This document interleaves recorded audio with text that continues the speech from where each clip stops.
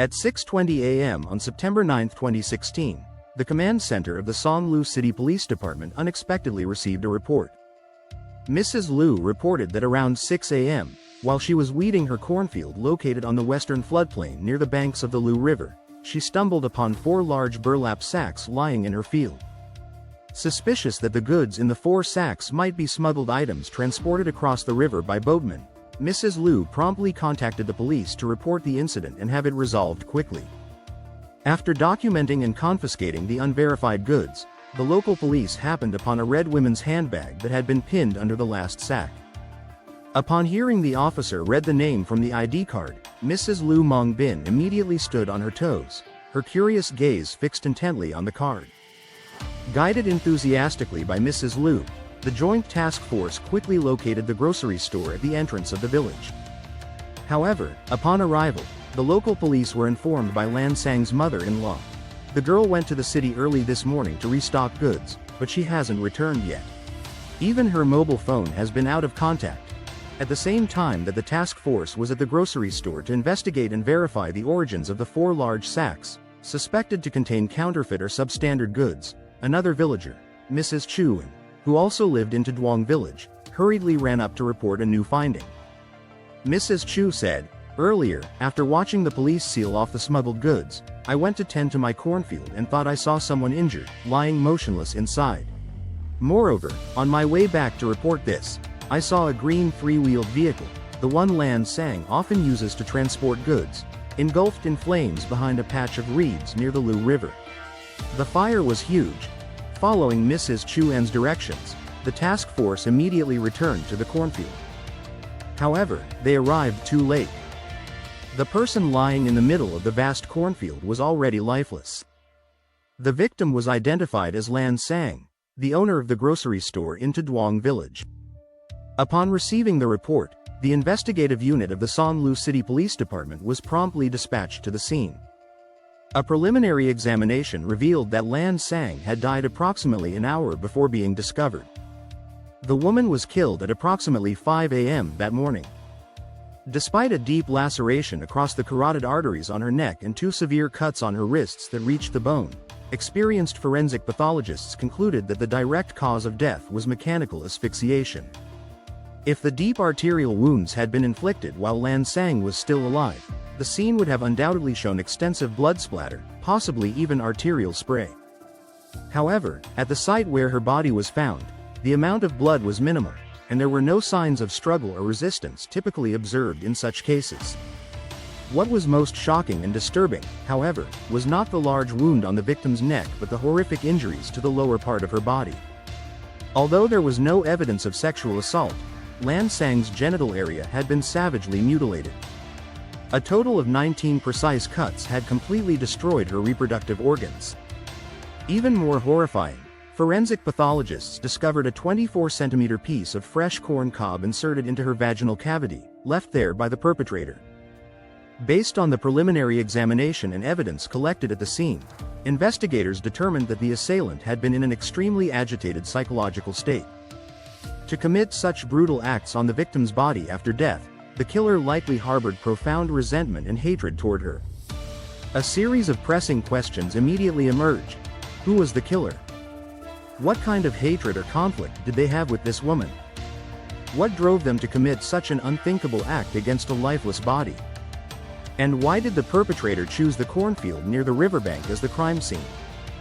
Due to the particularly heinous nature of the case, the leadership of the San City Police Department decided to form a special task force.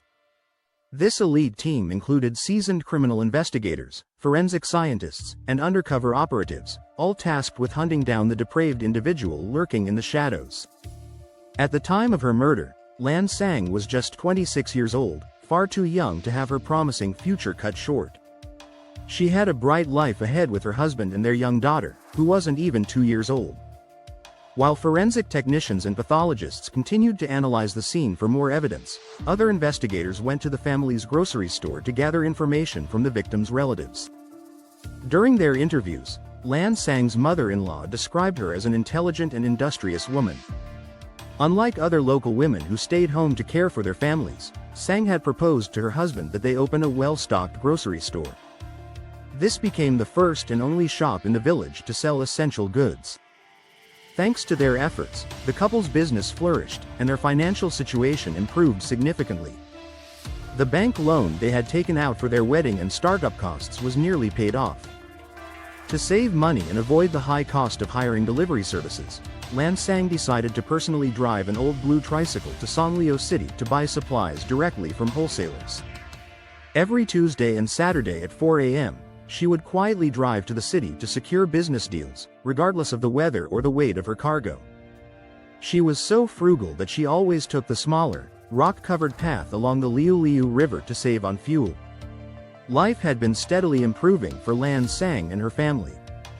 However, in stark contrast to the statements given by the victim's family, all 4 neighboring households living near the grocery store revealed that Lan Sang was not a trustworthy person. While outwardly appearing gentle and kind, her true nature was extremely cunning and greedy. Living in the same village and sharing the same water source, the Sao family's daughter-in-law always seemed to focus solely on her own interests. She sought to befriend only those who could bring her benefit, while treating all her neighbors with disdain and arrogance. Over the past 6 months, the Sao family has paid the price and suffered the consequences for their unscrupulous deeds. Providing more context, Mrs. Lu Mongbin explained. After opening their grocery store, with luck on their side, the Sao family's business flourished. They entrusted Lan Sang with full management authority, while Sao Vignat, her husband, moved to the city to seek additional income. Separated from his wife and child, Sao Vignat began to stray and became disreputable. Sao Vignat had an affair with a younger woman, who was even rumored to be pregnant with his son. The entire village knew about it. Over the past 6 months, whenever Sao Vignat returned from the city, the villagers would invariably witness dramatic family quarrels. Sometimes, it was mild, a series of loud arguments, accompanied by pots and pans being thrown around. Other times, it escalated into fierce physical fights, with the couple chasing each other across the village. Despite being older and presumably wiser, Mr. and Mrs. Sao sided firmly with their son, justifying his wrongdoings. About 2 months ago, Mrs. Lu Mongbin witnessed an incident where Lan Sang was thrown out of the house by her in-laws. Her clothes were tossed into the street, all because she dared to sleep at the grocery store instead of staying at home with Sao Vignat, who had just returned to visit. 2 conflicting narratives have been meticulously gathered by the investigators to provide a comprehensive and unbiased view. Relying solely on one perspective could lead to misjudgments and hamper the investigation's effectiveness. To ensure a balanced and thorough understanding of the victim's life, the investigators conducted a village-wide survey, gathering opinions from all households in Duong. This helped cross-verify the accounts shared by Mrs. Sao, the victim's mother-in-law, and Mrs. Lu Mongbin, along with the 4 neighboring families. Following careful inquiries, it did not take long to piece together the full picture of Lan Sang's marital life and social relationships in Duong village. Not only did the 4 neighboring families share similar views, but most of the villagers also echoed the observations provided by Mrs. Lu Mongbin. At the crime scene in the cornfield, aside from the location where the victim's body was discovered, technicians also retrieved 6 cigarette butts bearing the brand Song Hai Du. These were found discarded together in a corner of the first row of corn, right next to the stone-paved path. The Song Hai Du cigarettes are relatively expensive and not popular among rural residents. This led to the strong hypothesis that the murderer had been lurking in the cornfield, waiting for the right moment to strike when the victim went to collect goods.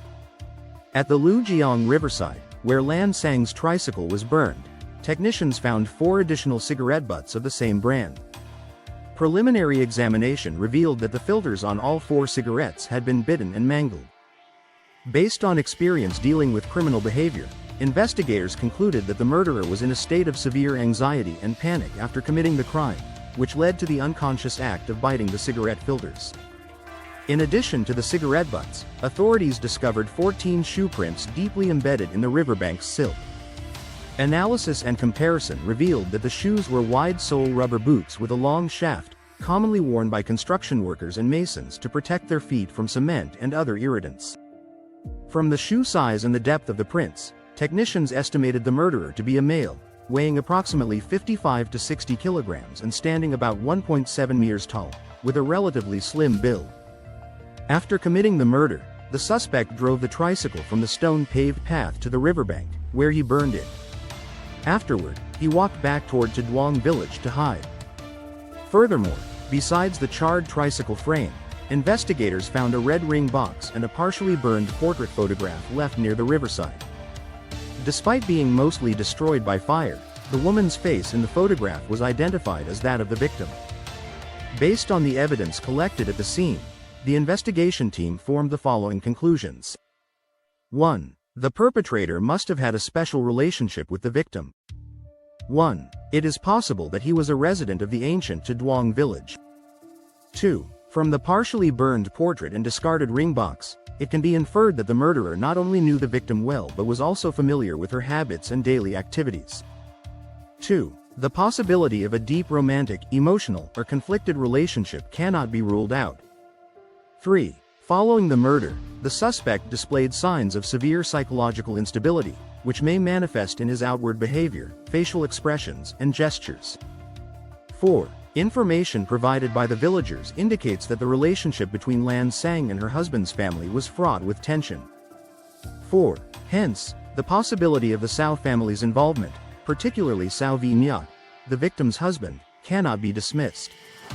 In addition to collecting biological samples from the bitten cigarette butts for forensic analysis and comparison with the National DNA Database, investigators from the Unruly City Police Department returned to the Sao family residence for further examination.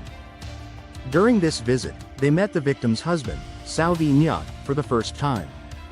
Surprisingly, his demeanor was unnervingly calm. He exhibited no visible signs of grief or anger over his wife's sudden death. Even during conversations with investigators, Sao V Nyat responded with vague murmurs and showed no intention of explaining the prior marital conflicts between him and Lan Sang. At approximately 5 a.m. on September 9, 2016, Lan Sang was murdered. While there was a deep gash across her carotid artery and severe cuts to her wrists, a forensic analysis revealed that the direct cause of death was mechanical asphyxiation. If the arterial wounds had been inflicted while she was alive, there would have been significant blood evidence at the scene, which was absent.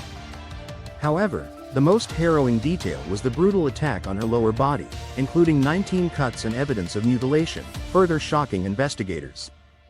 This heinous act left a trail of unanswered questions. Who committed this crime, and what led to such rage? As detectives worked, Lan Sang's husband, Sao V Nyat, became a person of interest. When questioned about his whereabouts the night of September 8 and the morning of September 9, he claimed to have been sleeping at a construction site with co-workers. His workplace, a mere 20 kilometers from their village, raised doubts about his alibi. Further suspicion arose when investigators found that his shoes matched footprints at the riverbank where Lan Sang's tricycle was discovered burned. He also habitually smoked cigarettes, aligning with evidence found at the scene. Given these anomalies, he was brought in for further questioning. Under pressure, Sao V Nyat vehemently denied involvement. His erratic demeanor and defensive responses prompted detectives to probe deeper, focusing on his troubled relationship with Lan Sang. V Nyat disclosed that 6 months earlier, in March 2016, he began receiving harassing messages on social media accusing him of impregnating another woman. The messages escalated, including inappropriate photos, leading to severe marital strain. Despite his protests of innocence, Lan Sang refused to believe him. Arguments escalated into a physical altercation, further damaging their relationship. Though V Nyat maintained his innocence, the deep mistrust within their marriage and the involvement of a possible third party fueled ongoing suspicion. The case took a chilling turn as more details emerged about the couple's strained dynamics and how gossip from neighbors amplified their discord. While Lan Sang focused solely on business, V Nyat struggled under the weight of accusations and his wife's growing detachment, making their story a focal point of investigation in uncovering the tragic events of that September morning. When investigators pressed Sao V Nyat for a detailed account of his activities on the night of September 8 leading into the early morning of September 9, the time when Lan Sang was murdered, he appeared visibly flustered. It took him some time to collect himself before he reluctantly admitted that he had spent the night at a massage parlor near the construction site. V. Nyat claimed he had spent the night with a 24-year-old sex worker named Lee. According to him, his lapse in judgment stemmed from prolonged neglect and emotional disconnection in his marriage. He explained that Lan Sang had grown indifferent and distant, leaving him feeling abandoned and unloved. Following his confession, investigators acted on his statement and raided the massage parlor near the construction site. The woman, identified as Lee, corroborated V. Nyat's alibi, confirming that they had indeed spent the night together from September 8 to the morning of September 9. With this verification, suspicions of V. Nyat's involvement in Lan Sang's murder were ruled out. The focus then shifted to the parents of Sao V. Nyat, who were subjected to a series of tactical questions. The elderly couple quickly displayed signs of nervousness, raising further suspicion. In an earlier interview, when local police visited the family's convenience store to investigate the origins of the 4 sacks found in the cornfield, both parents had lavished praise on their late daughter-in-law. They spoke highly of her industrious nature, her contributions to the family, and the prosperity she had helped bring to their household. However, following V. Nyat's temporary detention as a person of interest, the couple's tone abruptly shifted. They began to disparage Lan Sang, accusing her of being manipulative and money-driven. In particular, Mrs. Sao alleged that Lan Sang had hoarded all of V. Nyat's earnings and the store's profits, claiming it was for streamlining finances and managing debts. Yet, Mrs. Sao asserted neither she nor her husband ever knew the full extent of their daughter-in-law's financial holdings. The only time we ever heard about the money was when she went to pay off a debt at the bank. And even then, she would just mention it in passing. For example, she had moved a large bed into the convenience store and started sleeping there instead of returning home at night to be with her young child. When asked why, Lan Sang had explained it was to guard the store against theft. She was always parading around in revealing clothes, looking flashy. It's no wonder people were talking, Mrs. Sao said, shaking her head. Despite attempts to speak privately with Lan Sang about these issues, Mrs. Sao lamented that her daughter-in-law would simply laugh them off and continue with her ways, leaving the elderly woman feeling increasingly powerless and frustrated. Even the surveillance camera that V. Nyat had installed outside the grocery store was mysteriously removed after Lan Sang hired a worker to take it down. When questioned, Sang simply said, "There's someone to watch the store directly. No need to waste electricity on a camera." Recently, rumors about their beloved son being involved with other women in the city started circulating among the villagers. According to Mrs. Sao, these rumors stemmed from Lan Sang's disrespectful mouth. "What kind of person," she said, "airs their dirty laundry in public?" As a result, Mrs. Sao grew increasingly suspicious that Lan Sang might not be the virtuous person she pretended to be.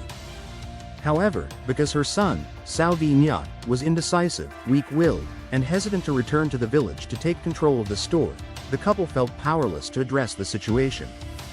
"If we pushed too hard," Mrs. Sao explained, "we might lose not only the money but also all the profit." The information provided by the Sao family so far aligned with the observations from the 4 neighboring families.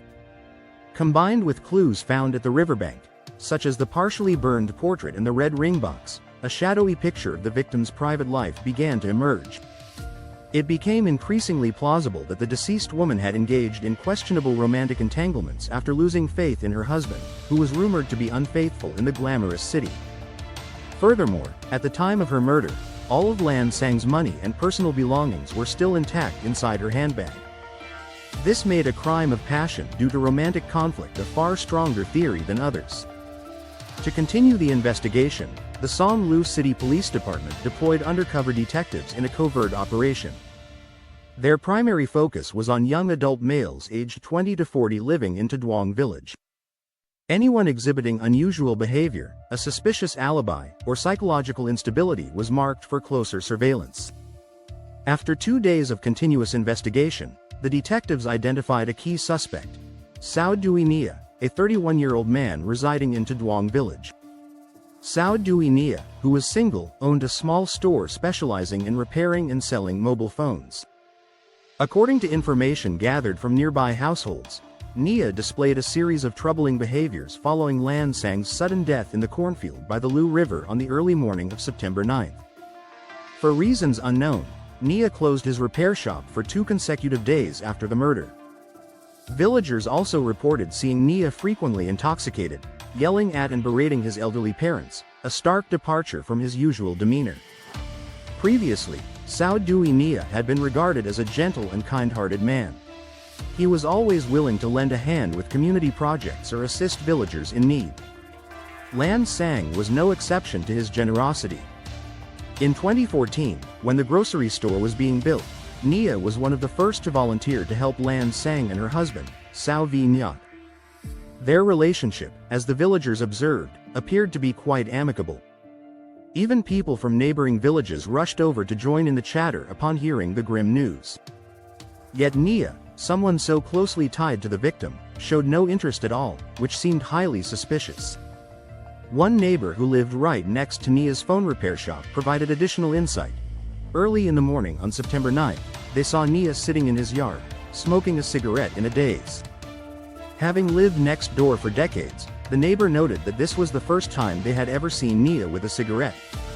Out of curiosity, they tried to strike up a conversation, but Nia remained silent and soon retreated to the well in the yard to do laundry. Based on the findings reported by the detectives, the San Lu City Police Department decided to detain the phone repair shop owner for further questioning. Unexpectedly, when the police arrived at his home, Nia showed no signs of fear or resistance. Surrounded by dozens of officers, he maintained his composure. At the investigation headquarters, before the officers could even ask any probing questions, Nia stunned them by calmly confessing. He was the one they had been searching for. In 2014, before the grocery store was built, Sang and Nia had crossed paths by chance through a social media group chat. One day, while browsing online, Nia came across a post from Sang asking for help topping up 50 yuan on her phone to renew her mobile data subscription. Seeing that a fellow villager was in need, Nia, without hesitation, transferred the 50 yuan as requested. But to his surprise, Sang reached out to thank him and even invited him to dinner as a gesture of appreciation. During that dinner, Nia's courteous and confident demeanor stood in stark contrast to the rough, aloof, and provincial demeanor of Sang's husband, Sao Vi Nyat. When the dinner ended, Nia took it upon himself to pay the bill, even though he was the guest. Witnessing Nia's thoughtful actions, Sang appeared genuinely impressed and intrigued. At the time, Nia was struggling with the grief of losing his elder brother to a tragic traffic accident. His mother, overwhelmed by the loss, had fallen ill and was bedridden. Despite being a stranger, Sang provided emotional support and comforted Nia through his darkest days. Her warmth and kindness completely captivated Nia, and he found himself falling deeply for the beautiful young woman from his village. From then on, whenever Sang needed help, no matter how challenging the task, Nia would go out of his way to assist her.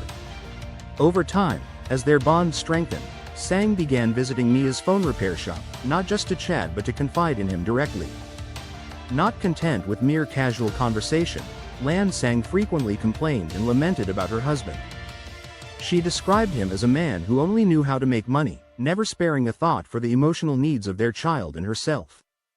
He obeyed his mother without question and failed to appreciate the sacrifices, hardships, and exhaustion she endured over the years. This was in stark contrast to Nia's attentiveness and understanding. Sang had already approved of him, signaling her openness to move forward with the relationship. Sao Dui Nia quickly seized the opportunity, and their illicit, secretive affair quietly blossomed. However, as their stolen moments together became more frequent, Nia realized he had truly fallen in love with Lan Sang and couldn't imagine life without her. He no longer wanted to sneak around, nor did he want Sang to continue enduring her difficult life with her controlling mother-in-law. Determined, Nia devised a perfect plan. He created a fake WeChat account, posing as a woman, to connect with Sang's husband, Sao Vi Nyat, through a group chat. Over time, he bombarded Vi Nyat with messages. Nia told Sang that someone had seen her husband with a young woman in the city. "If you don't believe me, check his phone. You'll definitely find something," Nia said. Naive and trusting, Lan Sang immediately believed the story. This sparked a series of conflicts and upheavals within her marriage. Nia used the opportunity to shower her with even more care, understanding, and affection. During one of their outings, Nia boldly suggested that Sang divorce Vignat and marry him instead. Surprisingly, Lan Sang agreed without hesitation. However, because her daughter was still too young and couldn't live without her, she asked Nia to wait 2 more years. She also requested that Nia work hard to save as much money as possible during this period. Depending solely on a small phone repair shop wouldn't suffice for their plans to move to the city together. Buoyed by Sang's agreement, Nia was ecstatic. He didn't just focus on his repair business but also took on numerous side jobs. No matter how grueling the labor, Nia persevered. By July 2016, nearly 2 years later, Nia approached Sang, ready to fulfill their plan. But Sang responded with another delay. The grocery store still owed the bank a significant amount, and she needed more time to settle the debts. As for divorcing her husband and marrying Nia, she said they would have to postpone it. Frustrated by her broken promises, Nia visited Sang at the store multiple times, pleading, persuading, and encouraging her. He even handed over his hard-earned savings from nearly 2 years of relentless labor, hoping it would help clear her bank debts. However, after taking the money, Sang remained silent. She ignored Nia's heartfelt pleas and avoided him every time he came to speak with her. To deter Nia from pursuing intimacy, Sang lied, claiming she had a gynecological condition and didn't want to infect him. Sao Dui Nia was a grown man, mature enough to realize that Lan Sang had deceived him. The money he had painstakingly saved over 2 years and given to Sang was indeed the fruit of his sweat and labor. However, it was merely material wealth, something he could eventually earn again. What hurt and angered Nia the most was that his trust and love had been exploited and mocked by Sang. It was this betrayal that sparked a bold and chilling thought in his mind. If I can't have her, then no one else should. Having been intimately involved with Sang, Nia knew her routines and habits well. At around 4:30 a.m. on September 9, 2016, he hid in Mrs. Liu's cornfield along the small path near the Liu River, waiting for the faithless woman to appear. In the mere 30 minutes he waited, Nia wrestled with intense thoughts and emotions.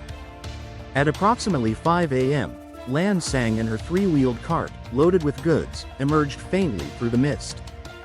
Seeing her familiar silhouette from a distance, Nia's heart ached deeply.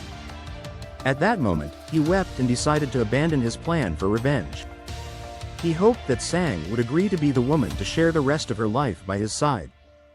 However, when Nia suddenly emerged from the cornfield, his eyes pleading and filled with hope, Lan Sang responded without hesitation. Her words cut through Nia's heart like 1,000 daggers. There's absolutely no way we can be together. I already have a family, and you have your future ahead of you. I can't throw away my husband and child for a fleeting emotion. I know you're the one who sent those fake messages to my husband's phone. If you want to have sex, fine, I'll oblige. But this will be the last time.